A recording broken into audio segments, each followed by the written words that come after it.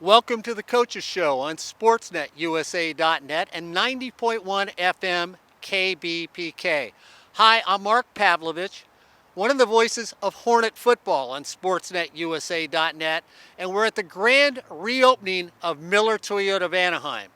We're here today because this is the sponsor that makes all the games possible on SportsNetUSA.net. If it was not for Miller Toyota of Anaheim, none of those games would be seen, none of those games would be heard on SportsNetUSA.net. So we need to thank people like Frank Murphy, the general manager, and the entire staff of Miller Toyota of Anaheim for making all our games possible. And when I say all our games, well, I mean Hornet football on SportsNetUSA.net, Golden West College on SportsNetUSA.net, Mount Sac, LA Valley, and yeah, even Sacramento City College on SportsNetUSA.net. And if you go back far enough, well, the Michelle Carew Classic, the PGF, and yes, even Vanguard University basketball with Corey Nalen, all were possible because of Miller Toyota of Anaheim. So all of us here on SportsNetUSA.net want to thank Miller Toyota, myself, Mark, Corey Nalen, my partner. We want to have Rashawn Haylock, Andrew King, deeply in debt to Miller Toyota of Anaheim. Over at LA Valley, Aaron Rosenberg, Chris Sylvester at Mount Sac, and of course our managing director and owner, Ed Fort of SportsNetUSA.net. The only guy left out, and he should be extremely happy to have them as a sponsor, is Ryan Osborn, the host of the Coaches Show. And you know what?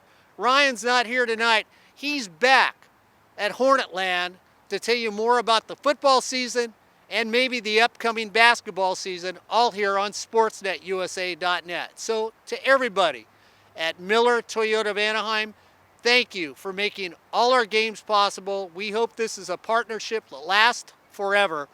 You and us, SportsNetUSA.net, will bring you community college sports, high school sports, and like I always tell you, the most important thing about Miller Toyota of Anaheim, they support not only those sports, but the biggest thing they support is education.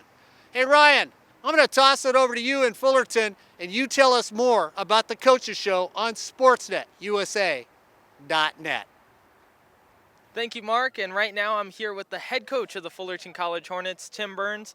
Coach Burns, 42-14 win over Palomar in the last regular season game. Yeah, that felt good. We played, as a full team. We played on offense well, we played on defense well, and we had some big special teams plays, and that's kind of what we expect out of this group. Now, looking back at the season, what would you say would be the highlight for you? I'm not going to say any highlights right now. Hopefully the highlight's this bowl game and a bowl victory. Hopefully that'd be the highlight because I think we underachieved a little bit. We expect to be in the chance to win the state title. We're really close to it, but we're the last team out. We're the fifth ranked team out, and therefore, we didn't meet our goals. So I'm not that excited about that, but it'd be nice to finish off with a nice bowl win. You were the last team there? Yeah, well, the last team out. Yeah, in the power rankings, we're ranked number 5, and 4 teams got in ahead of us. How does it feel to know that Cerritos did get in? They deserved it. They won their conference. If you win your conference, you're automatically in. And there's one at large bid, and we almost got that spot, but we just got left out a little bit. Do going to bowl games add any additional pressure? No pressure. I just think the kids know it's the end. We've been in the playoffs every year, so you don't know when the end is. We know the end is this Saturday, and I expect our kids to come out and play well. Does that cause a different preparation and practice? No, we're going through our regular routine as this week, and we'll prepare our kids, and they'll be ready to play on Saturday. Now, having this off week in between the regular season game and the bowl game, how does that affect you? It gave us time to get healthy. That's why you love it. You hate it if you're to get through the season because you're so beat up during the year. You need that time off during the season.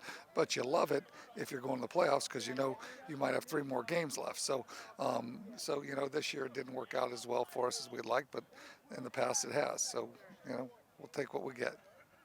Now, knowing that you guys have been to the Western State Bowl before 2012, and you've been to the National Bowl a couple of times, does that give you any bit more of a legacy that you can show these players? I think that the biggest thing is every time I kind of explained it to them, every time you have a chance to do something right, okay, whether it be at your job, in the football field, in the classroom, you got to go do it right. And their job is to go out and finish the season the right way. What would you say was the best quality of your offense this season? The offense, uh, I think we had some young guys step up. Our offensive line played good all year long. We started 4 freshmen up there, so that was probably the bright spot of probably the bright spot of our offense. Do you think you rode the offensive lines back? No, I think obviously you have some talented guys at receiver and talented guys at running back, and they just had to learn a little bit, and that learning curve was tough, so they struggled early, but they started to play well late. Looking ahead to the bowl game, who would you say needs to step up to be able to give Fullerton that advantage? I think they're all sophomores now. They're not freshmen anymore, so I think all of them have to step up and play a great football game, and I think we'll have them ready to play that. What are you looking to impose on Saturday? We need to run the football. If we run the football, everything sets up from there. If we can't run the football, then we struggle. So if you look at all our games, when we run the football, then we're going to be able to throw. And if they want to take away the run, we'll throw one-on-one routes over the top, and we'll be fine. So you think you may have a little bit of isolation on the outside? Yeah, if we can run the football. If we can't run the football, we're not. Go back to the Golden West game. We didn't run the football, therefore they sat there and cover two. When we establish the run, we're going to get our man-on-man matchups, and that's where we're a pretty good football team. Thank you, Coach. Good luck against Chaffee on Saturday. So I'm here with Trey Tinsley, the starting quarterback for the Fullerton College Hornets. Trey, long season. What have you seen from the regular season? Going 6-4, we obviously had intentions of going undefeated, especially in conference, and making a run at the playoffs. But we didn't get it done. However, we do get a bowl game, and we're very anxious for that, very excited. We get one more chance to compete against a good Chaffee team. So we're going to practice hard this week and go out there and just try to do our thing. How difficult is it to maintain focus during that bye week? So it's kind of tough to a little bit to stay focused. Knowing you don't have a game on Saturday, you got to come out here and grind just like you do. Especially we played all 10 games, so we know we're going to get a bowl week. It's just an extra chance to get better. I feel like we did a good job with it, though, maintaining focus. We practiced hard, had a little fun, and back this week just ready to grind for Chaffee. How do you read plays when you're coming up to the line of scrimmage? I always come up, personally, I always check to see how many safeties are at. If it's one high or two high, come down to the box, make my mic IDs, my calls, so the line knows where they're going, and then go back from bottom to top with the linebackers, and back up to the safeties. And then once you snap the ball, you just get my eyes up and make the reads just like we were taught from day one in meetings. That's just how I do it. How difficult is it to make sure that you're calm when you do see that they are going to bring the blitz? I think when you're first starting out playing, it's kind of tough. But over time, the more you play, the more you face pressure. It just becomes second nature. You know the plays, you know your hot reads. As soon as I snap the ball, you just get your eyes up, and the biggest thing is just you can't panic. You just got to focus. You got to take every rep in practice like it's your last rep, so that when the game time comes, you're ready to go. You're ready to make plays. What would be a perfect example for a time to call an audible? Okay, so say we have a run play called, and they just load the box. With too many guys, we can't block them all. We'll just get into our regular pass game, just short pass game, quick out, quick slant, and then a go. Or if they come out and we're in a spread set, and they give us 2 high safeties, or they even give us 3 safeties look like we've seen a couple times this year, just get us into a run fake so we can block the right amount of guys. 5 men in the box, we're going to hand the ball off. If they give us more than that, we're going to try to get out of it and throw the ball. How different is the high school offensive playbook versus college? From my high school to this offense is much different. In high school, we were a spread team. We probably threw the ball around 50 times a game, and everything was getting out quick. There wasn't much adjustments to it. We just kind of got the play, and you just kind of made it happen with our offense. But this offense is completely different. The playbook is much bigger, much more adjustments you have to make, much more protection schemes and stuff like that. But I felt like it's helped me develop as a quarterback, as a player. You really get to command the game. Now you're not throwing the ball as much. You get to hand it to your athletes and just let them do what they do, which it takes a lot of pressure off me. But I feel like it was an adjustment, but it's something I could handle. throwing 50 times a game. Does that have any toll on you once you're done with the football game? No, I mean, you're always a little sore the next morning. Shoulders a little stiff, but as long as you know where you're going with the ball, you're not going to take too many shots. So it wasn't too bad. What was one thing that Coach Hensley was making sure that you had emphasized during the season? Just making sure that I make the correct reads, taking my drops properly. Every fundamental, especially during the season, is crucial to your development as a player.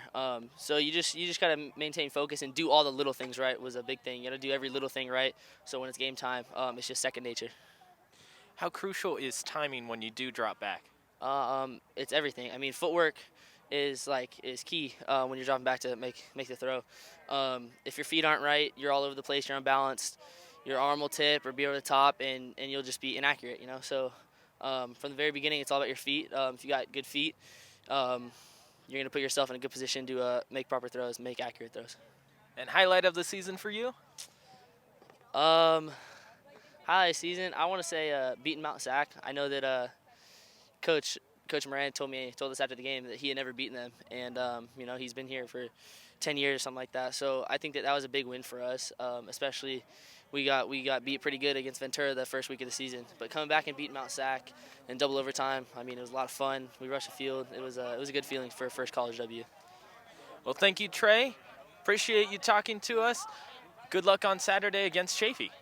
So as a recap of the season for Fullerton College, to start things off, they faced off against Ventura College, went out to Ventura, and Ventura came away with the win and absolutely shocked the Hornets, 31-0. That was the first time that Fullerton College had been shut out ever since 2001. Fullerton had to turn it around quickly because they faced Mount Sac in a playoff rematch from the previous season on that next Saturday, and Fullerton College ended up going up against Mount Sac and beating them in double overtime on a 25-yard touchdown pass from Trey Tinsley to Ryan Marcouche after Fullerton College had to come from behind in the fourth quarter.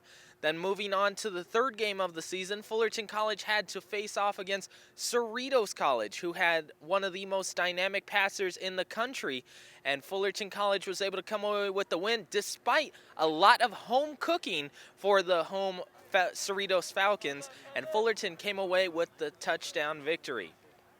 The very next week, they played Orange Coast College, and Orange Coast coming away with the victory. That would be the first time in 2 consecutive weeks that Fullerton College had a 2-touchdown lead in a game and ended up losing to their opponent. The next time after that game was done, Fullerton had to turn it around, go to Golden West College the next Saturday, and once again, Fullerton with a 2-touchdown lead going into the third quarter, and this time, Golden West was able to come away with the victory with 21 straight points in the fourth quarter, and Fullerton wasn't able to close out.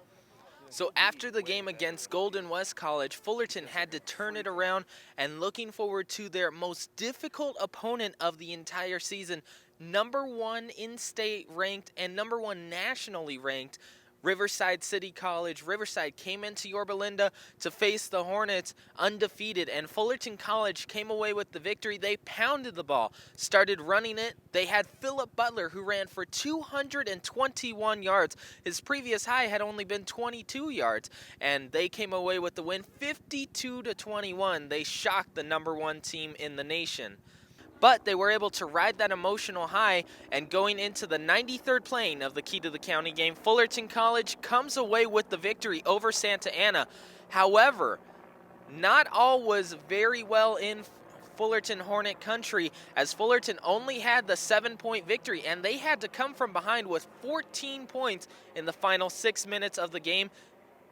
Interesting tidbit about that game, Fullerton College actually honored their 50th anniversary team from the 1967 National Championship Fullerton College Hornet football team, who went undefeated in that season, and that was the first championship for legendary coach Hal Scherbeck and the program. Once they beat Santa Ana College, Fullerton was sitting at 4-3 on the season, just looking to keep their playoff hopes alive. And after Santa Ana, they ended up going out to Grossmont, and easily they were able to handle Grossmont. That one, they won by over 28 points. It was Colin Curran who led the way for Fullerton, 65 passing yards, but Philip Butler had 130 rushing yards.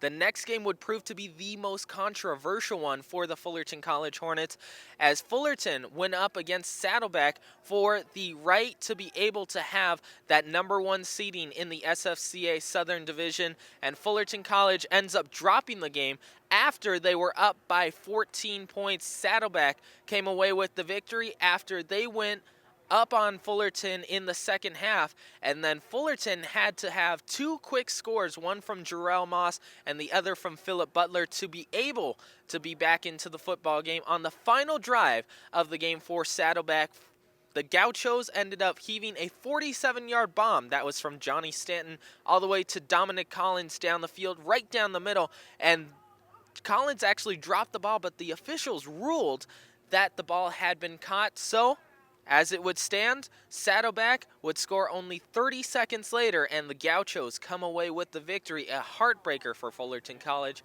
and they went to 5-4 on the season. So in the final regular season game of the year for Fullerton, they faced off against Palomar. They won by 30 points, 42-12 over the Comets. It was an easy one for Fullerton. When you look at the season leaders for the Fullerton College Hornets, you start off with Trey Tinsley, the freshman quarterback. First time a true freshman had been started since 2006, and yet he was able to step in there, get 13 touchdowns on the season, and had a 60% completion rate along with 1,984 yards on the year. Leading rusher for Fullerton, Philip Butler. Only started 6 games all season, but he still had over 600 yards rushing. Right behind him was Contavious Pop Thomas, who had 300 yards as well. On defense, Fullerton College was headed up by Thomas Kletcher, Lucas, and Jacob McCarthy, all in the linebacking core for the Hornets. Thomas Kletcher, 70 tackles on the season. Lucas McCarthy, 55, and his brother Jacob had 44. Fullerton was led in the secondary by Tim Roberts and D'Angelo Ross. Tim Roberts, the deep safety for Fullerton College, was the man in the secondary for Fullerton. Then you have D'Angelo Ross, who had 17 pass breakups on the season and was the MVP of the Key to the County game. For Fullerton College, they're looking forward to their bowl game this Saturday, and that will come at 1 p.m. They will be in the Western State Bowl against Chaffee College, and that will be right here on SportsNetUSA.net. Corey Nalen, Mark Pavlovich on the call. I am Ryan Osborn, and this has been the Coaches Show on SportsNetUSA.net in conjunction with 90.1 FM KBPK.